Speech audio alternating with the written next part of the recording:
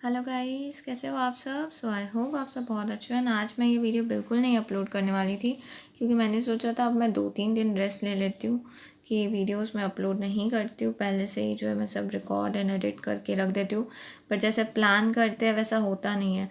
And unfortunately मेरे पास अभी कोई ऑप्शन नहीं है ये वीडियो अपलोड करने के अलावा, क्योंकि आपके बहुत ही ज़्यादा डाउट्स हैं। अब आपने जो क्वेश्चंस पूछे थे मैं उनका जो है सारा आपको जो है आंसर्स दे देती हूँ। सबसे पहला सवाल है कि हम जो है अब सीएस एग्जीक्यूटिव के लिए जून 2021 के लिए कब रजिस्टर कर सकते हैं। देखो गाइस, अगर आपको जून 2021 में अगर आपको बोथ ग्रुप्स देना है तो आप 30 नवंबर तक रजिस्टर कर सकते हो। अगर आपको जो है सिंगल ग्रुप देना है जून 2021 में तो आपको जो है 31 जैन तक आप रजिस्टर कर सकते हो। एंड अगर आप जो है जून में एग्ज़ाम नहीं देना चाहते हो, आप चाहते हो कि मैं दिसंबर 21 में एग्ज़ाम देना चाहता हूँ, तो उसके लिए आप 31 मई 2021 तक जो है एंड डेट है, ठीक है। तब आप जो है बोथ ग्रुप के लिए रजिस्टर कर सकते हो। उसके बाद अगर आपको जो है दिसंबर 2021 में आपको एक ही ग्रुप देना है तो आप जो है 31 जुलाई तक जो है आप रजिस्टर कर सकते हो। फिर आपको वो नेक्स्ट ईयर रजिस्टर करना होगा, ये डेट्स है। अब उसके बाद जो है बात आती है सीएस एग्जीक्यूटिव के रजिस्ट्रेशन की वैलिडेशन की, कि कितना टाइम जो है रजिस्ट्रेशन वैलिड रहता है। तो इसका जो रजिस्ट्रेशन है वो 5 ईयर्स तक वैलिड रहता है। उसके बाद जो है नेक्स्ट क्वेश्चन है आपका सीएसईईटी का वैलिडिटी। तो गाइस, सीएसईईटी का जो रिजल्ट है वो आपका वैलिड रहेगा 1 ईयर तक। आप कहोगे मतलब आगे चल के इसका कोई यूज़ नहीं है। नहीं, इसका यहाँ पे जो है रिजल्ट जो है आपका वैलिड रहेगा और रजिस्ट्रेशन पर्पज से ये कहा गया है। इसका मतलब ये है कि आपको जो है आपका जैसे ही सीएसईईटी का रिजल्ट आ जाता है आपको विदिन 1 ईयर सीएस एग्जीक्यूटिव में रजिस्ट्रेशन करा लेनी चाहिए, वरना इसके कॉन्सिक्वेंस ये होते हैं अगर आप 1 ईयर के बाद कराते हो सीएसईईटी के रिजल्ट के, तो ये हो सकता है कि आपको फिर से जो है सीएसईईटी का एग्ज़ाम देना पड़ सकता है। तो इसके लिए विदिन 1 ईयर करा लेना रजिस्ट्रेशन। उसके बाद जो नेक्स्ट है, अभी जो आप में से बहुत से बच्चे ना वेबसाइट पे चेक कर रहे हैं, तो गाइस अभी तक ना वेबसाइट पे अपडेट नहीं हुआ है, क्योंकि मैंने भी वेबसाइट चेक की। यहाँ पे देखो ओपन करते हैं तो जैसे ही आप सीएस एग्जीक्यूटिव के लिए रजिस्टर करते हो, इवन इफ अगर आप एग्जिस्टिंग स्टूडेंट पे करो या न्यू स्टूडेंट पे करो, एनरोलमेंट में जाके आप गूगल पे भी लिखोगे ना सीएस एग्जीक्यूटिव रजिस्ट्रेशन, देन वहाँ पे ओपन हो जाएगा। तो उसके बाद जो है आप क्लिक करोगे ना उस पर सीएस एग्जीक्यूटिव रजिस्ट्रेशन जो है एकदम टॉप पे आएगा, आप गूगल भी करोगे तो आप जैसे ही इंस्टीट्यूट का वेबसाइट ओपन करते हो, यहाँ पे देखो मैंने ओपन किया, यहाँ पे देखो क्वालिफिकेशन क्या लिख के आ रहा है, यहाँ पे मैंने प्रोग्राम सेलेक्ट किया है। देखो प्रोग्राम सीएस एग्जीक्यूटिव, उसके बाद क्वालिफिकेशन देखो क्या है कि सीए फाइनल और सीएमए फाइनल क्लियर स्टूडेंट। देखो क्वालिफिकेशन क्या लिख के आ रहा है, CA final and CMA final. कहीं भी ना सीएस फाउंडेशन लिख के आ रहा है पास, ना सीएसईईटी। तो आगे कैसे भरोगे आप, तो सीए फाइनल क्लियर नहीं हो, सीएमए फाइनल भी क्लियर नहीं हो, सीएसईईटी का ऑप्शन आना चाहिए, अभी तक नहीं हुआ है। दिस मीन्स अब तक जो है अपडेट नहीं किया गया है। तो रुक जाओ, अभी रजिस्ट्रेशन मत करवाओ 2-3 दिन, क्योंकि ये अपडेट होना चाहिए। यहाँ पे सीएसईईटी का ऑप्शन तो आए, कैसे रजिस्टर करोगे, क्योंकि मुझे तो नहीं दिख रहा है। अगर आप में से किसी बच्चे को दिख जाता है, क्या पता मेरे इसमें फ़ोन में प्रॉब्लम हो, अगर किसी बच्चे को जो है दिख जाता है तो प्लीज़ बता दो कमेंट सेक्शन में, क्योंकि अभी तक जो है वहाँ पे वो नहीं आया है। मैंने कल रात से चेक किया, आज फिर से चेक किया, नहीं आ रहा है। तो ये ऑप्शन आना ज़रूरी है, तभी तो आप रजिस्ट्रेशन कर सकते हो। उसके बाद आपका नेक्स्ट सवाल आता है फ़ीस कितनी है सीएस एग्जीक्यूटिव की। देखो गाइस, फ़ीस एक्चुअली जो है 10.1 के है। अब यहाँ पे वायरस की वजह से फ़ीस उन्होंने रिड्यूस की है नहीं की है, अब ये मुझे नहीं पता है। कि अब इंस्टीट्यूट नोटिफाई कर देगा अपने प्रोस्पेक्टस में कि क्या है फ़ीस। फ़िलहाल तो 10.1 के ही है, ओके। एंड आप कहोगे मैम 10.1 के नहीं है, 10.6 के। नहीं गाइस, 10.1 के। जो 10.6 के है ना, जो 500 रुपीज़ है वो चार्टर्ड सेक्रेटरी की है, वो ऑप्शनल है, ओके। एंड आपका जो है 10.1 के में आपकी ओरिएंटेशन की फ़ी, प्री एग्जामिनेशन फ़ी, एजुकेशन फ़ी, एग्जामिनेशन फ़ी, सारी फीस ना कवर्ड होती है। तो 10.1 के है फ़िलहाल बोथ ग्रुप्स के लिए। एंड उसके बाद जो है एग्ज़ाम फॉर्म फ़ी की बात करें तो एग्ज़ाम फॉर्म फ़ी जो होती है ना, जो आप सपोज़ जून में एग्ज़ाम देने वाले हो तो आपको मार्च में एग्ज़ाम फॉर्म फिल करना होता है।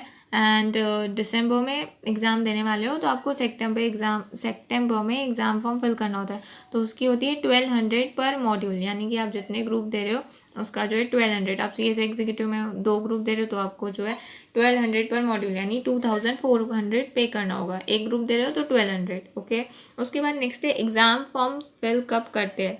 तो गाइज आप जब जून में एग्ज़ाम दे रहे हो तो 26 फेब से एग्ज़ाम फॉर्म स्टार्ट होता है टिल 25 मार्च। ओके, विदाउट लेट फ़ी।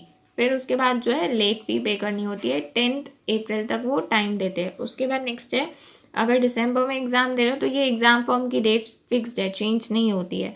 26 अगस्त से लेकर 25 सितंबर अगर आप दिसंबर में एग्ज़ाम दे रहे हो। उसके बाद आता है रिज़ल्ट की डेट क्या होती है। रिज़ल्ट की डेट भी फिक्स होती है, जैसे CSEET में हुआ ना कि आपको पता नहीं था, इंस्टीट्यूट ने भी बताया नहीं रिज़ल्ट कब आएगा, एक दिन पहले पता चला, नहीं, यहाँ पे जो है ना रिज़ल्ट की डेट हमेशा फिक्स्ड होती है। जब आप जून में एग्ज़ाम दोगे तो आपकी 25 अगस्त तक डेट जो है वो फिक्स्ड है। 25 अगस्त को 2 बजे आपकी रिज़ल्ट आ जाएगी एग्जीक्यूटिव की। एंड अगर आप जो है दिसंबर में एग्ज़ाम दे रहे हो तो 25 फेब को जो है 2 बजे रिज़ल्ट आ जाएगी। लेट नहीं होता है, ये डेट फिक्स्ड है, चेंज भी नहीं होता है। उसके बाद जो है नेक्स्ट सवाल आता है कि अगर मैं CS एग्जीक्यूटिव में फ़ेल हो गया तो मुझे CSEET फिर से देना होगा। इसका आंसर है नो। अगर आप CS एग्जीक्यूटिव में फ़ेल हो जाते हो तो आप जो है फिर से CS एग्जीक्यूटिव के एग्ज़ाम दे सकते हो। उसके बाद नेक्स्ट सवाल आता है कि अगर सपोज मैं CS एग्जीक्यूटिव में फ़ेल हो गया तो क्या मुझे फिर से रजिस्ट्रेशन जो है करानी होगी, यानी फिर से 10.1 के पे करना होगा। नहीं, आपकी रजिस्ट्रेशन 5 ईयर्स तक वैलिड रहती है। तो आप अगर किसी भी किसी भी ग्रुप में फ़ेल हो जाते हो CS एग्जीक्यूटिव में तो आप फिर से जो है आपको एग्ज़ाम फॉर्म फ़ी पे करनी होगा, ना कि रजिस्ट्रेशन फ़ी। हर बार 10.1 के नहीं पे करना होता है। उसके बाद नेक्स्ट है यहाँ पे कि अगर ये मुझसे एक बच्चे ने ये सवाल पूछा कि अगर सपोज़ मैं रजिस्टर कराता हूँ दोनों ग्रुप के लिए तो क्या कंपलसरी है क्या दोनों ग्रुप ही देना है। नहीं गाइस, जब आप एग्ज़ाम फॉर्म फिल करोगे वहाँ पे ऑप्शन आता है कि मॉड्यूल सेलेक्ट करो, मॉड्यूल 1 या मॉड्यूल 2, आप वो सेलेक्ट कर सकते हो, तो कंपलसरी नहीं है। उसके बाद नेक्स्ट है ओरिएंटेशन क्या होता है। अब देखो गाइस, ओरिएंटेशन एक 1 डे मैंडेटरी प्रोग्राम होता है जो कि अटेंड करना कंपलसरी है। अगर आप अटेंड नहीं करते हो तो आपको जो है एग्ज़ाम फॉर्म फिल करने नहीं दिया जाता है। अब ये इस ओरिएंटेशन में होता क्या है, इसके ऊपर मैंने डिटेल वीडियो डाला हुआ था। इसमें आपको CS कोर्स के बारे में पूरी इन्फॉर्मेशन देते हैं। एंड जैसे ये प्रोग्राम ख़त्म हो जाता है, ये ऑनलाइन भी होता है ऑफलाइन भी होता है, आपको सर्टिफिकेट मिलता है। अगर आप ऑफलाइन करते हो तो आपको जो है सर्टिफिकेट मिल जाएगा फिजिकल फॉर्म में। अगर आप ऑनलाइन करते हो तो आपको जो है फॉर्म में जो है आपको सर्टिफिकेट मिल जाएगा। अब ये इम्पॉर्टेंट है, अटेंड करना नहीं करोगे तो आपको एग्ज़ाम फॉर्म फिल करने नहीं दिया जाएगा। उसके बाद प्री एग्ज़ाम टेस्ट क्या होता है। प्री एग्ज़ाम एक प्री क्वालिफाइंग टेस्ट होता है। इसका सिलेबस सेम है आपके जो है जैसे CS एग्जीक्यूटिव में सब्जेक्ट है, सेम सब्जेक्ट है, सेम सिलेबस है, कुछ भी चेंज नहीं है। ये टेस्ट MCQ बेस्ड होती है, पूरा MCQ बेस्ड। एंड इसमें आपको पासिंग मार्क्स लानी होती है 100 में से 40। एंड आप ये जो है इंस्टीट्यूट के E-लर्निंग पोर्टल पे दे सकते हो, आप डेली दे सकते हो। एंड यहाँ पे जो है अगर आप ये टेस्ट नहीं दोगे, ये टेस्ट आपको एग्ज़ाम फॉर्म फिलिंग के पहले ही दे देना चाहिए। तो अगर आप ये टेस्ट नहीं देंगे या अगर आप ये टेस्ट क्लियर नहीं कर पाते हो तो आपको एग्ज़ाम में नहीं बैठने दिया जाएगा। एंड इस टेस्ट के लिए कोई भी एग्रीग्रेड नहीं है। इस टेस्ट में नेगेटिव मार्किंग होती है, सब सब्जेक्ट MCQ बेस्ड होते हैं।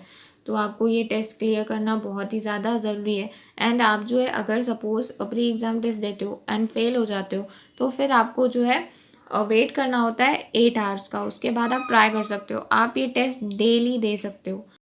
अब उसके बाद जो है नेक्स्ट सवाल था कि डॉक्यूमेंट्स कौन कौन सी हमें चाहिए CS एग्जीक्यूटिव रजिस्ट्रेशन के लिए। सबसे पहले तो गाइज आपको फ़ोटोग्राफ, सिग्नेचर जैसे आपने CSEET के लिए किया था, आपकी 12th की मार्कशीट, एंड दूसरा जो है CSEET का मार्कशीट।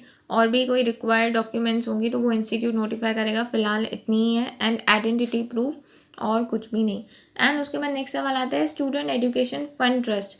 अब जो है हमारा CSEET का रिज़ल्ट आ गया है एंड अगर आप जो है एलिजिबिलिटी क्राइटेरिया सेटिस्फाई करते हो जो उन्होंने मेंशन किया हुआ था economically backward and academically bright students के लिए, तो क्या अब आप अप्लाई कर सकते हो गाइस। हाँ, अभी आप अप्लाई कर सकते हो। तो आपको जो है अब बहुत से बच्चे मुझसे पूछ रहे हैं मैम फॉर्म कहाँ से मिलेगा। गाइस फॉर्म जो है इंस्टीट्यूट के वेबसाइट पे अवेलेबल है। आप ना गूगल पे लिखोगे ना ICSI SCFT, तो आपको जो है डायरेक्ट जो है वो ओपन हो जाएगा उनका वेबसाइट, फॉर्म मिल जाएगा। नहीं तो भी मैं डिस्क्रिप्शन में लिंक दे देती हूँ, आप वहाँ से जो है आपको जो फॉर्म है, प्लीज़ ध्यान देना आप जिस कैटेगरी में आते हो वहाँ पे ऊपर लिखा हुआ है for academically bright, for economically backward, तो वही फॉर्म जो है आपको प्रिंट कराना है। उसमें अपने जो है जो भी रिकॉर्ड्स है आपको जो है अपनी मार्क्स जो भी है डेटा आपको एंटर करनी है, देन अपनी मार्कशीट के साथ अटेस्ट करके आपको जो है इंस्टीट्यूट के जो है उन्होंने जो एड्रेस दिए वहाँ पे पोस्ट कर देना है।